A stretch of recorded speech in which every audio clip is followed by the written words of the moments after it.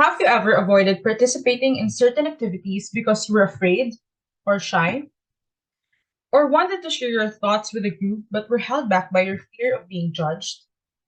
Have there ever been times in your life when you wanted to do something but were unable to because of limitations? Good day, everyone. My name is Trisha Corpus, and today I will be introducing an approach called thought reframing that can assist students to break free from their negative thoughts in order to maximize social interaction and group involvement. But first, we will talk about social interaction. Social interaction is very much present in the context of education and is an important aspect of a student's development. Naturally, we interact with different groups of people, such as fellow students, teachers, or staff.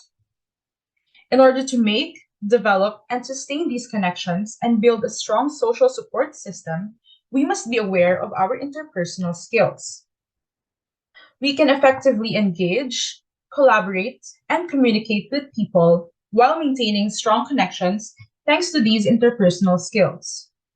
Professor Calvin Ellaby Jr. claims that the lack of these skills affects the academic achievement of high school students.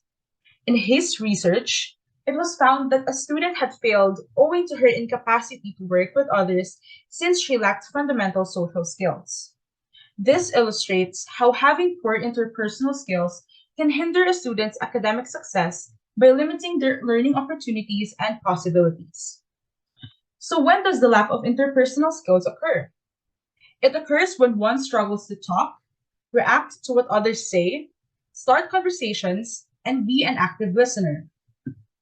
John Hayes, a professor of management and author, pointed out that some individuals of a group have significant ideas to make but are having difficulty adding into the discussion. As a result, they would end up not contributing anything to the project. They may also fail to create connections with their groupmates as they struggle to build and keep these friendships. This problem is commonly caused by the fear of saying something wrong and being criticized by others as a result of self doubt. A student's self consciousness was also identified as a cause by psychology professor Bernardo Carducci, which makes us think more about our flaws and focus on the chances of doing something embarrassing.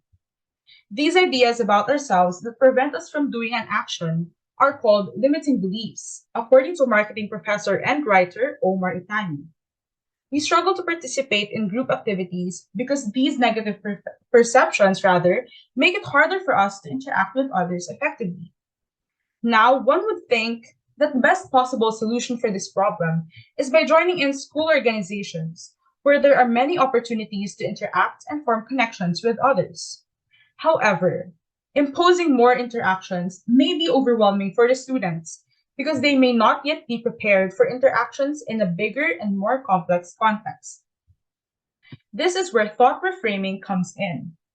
It is a technique used in cognitive behavioral therapy that shifts one's mindset in a way that becomes beneficial for the students themselves. This can be done by acknowledging negative thoughts and altering them to become more helpful and optimistic.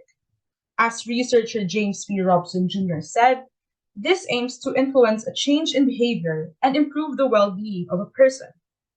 Students who struggle with interpersonal skills can use this strategy to feel more encouraged about participating in interactions by learning how to confront negative beliefs and actively striving to transform these to be more uplifting.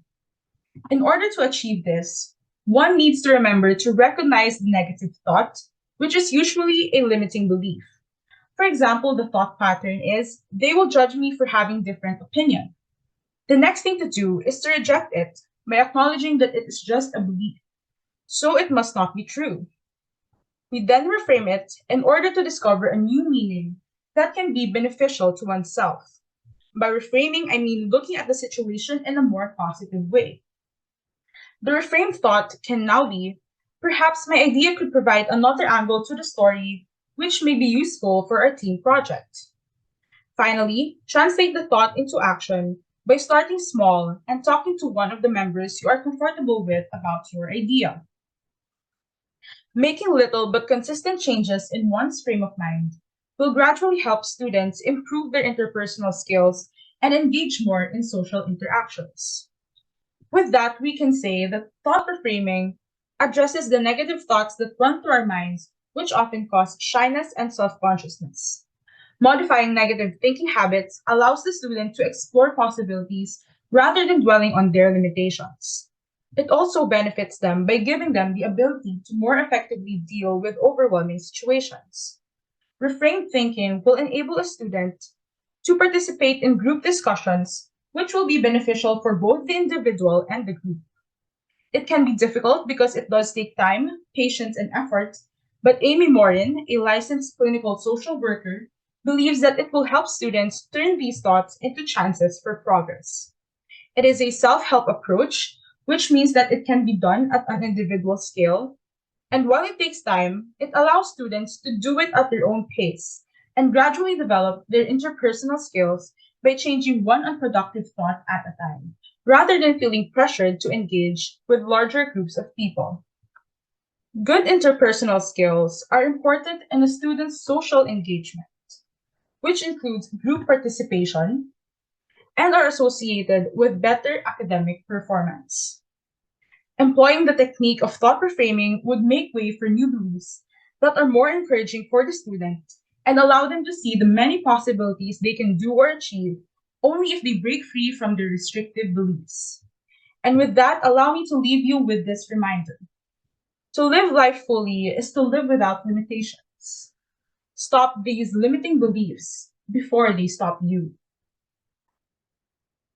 Thank you for listening. And if you want to learn more about this subject, here are the sources that I used.